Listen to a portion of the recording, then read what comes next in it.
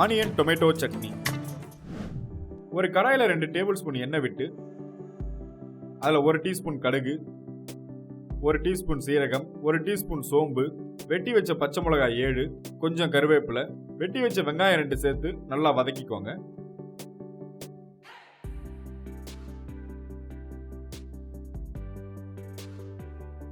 ரெண்டு table spoon இஞ்சி பூண்டு விழுது, அது கூட நறுக்கி வச்ச தக்காளி 5 சேர்த்து நல்லா வதக்கிக்கோங்க.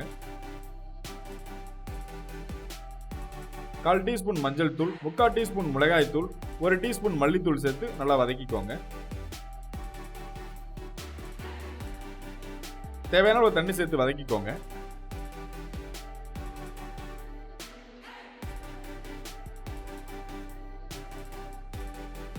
அதுக்கு தேவையான உப்பு சேர்த்து கொதிச்சு வரப்ப கொத்தமல்லி சேர்த்து எடுத்து வச்சுக்கோங்க.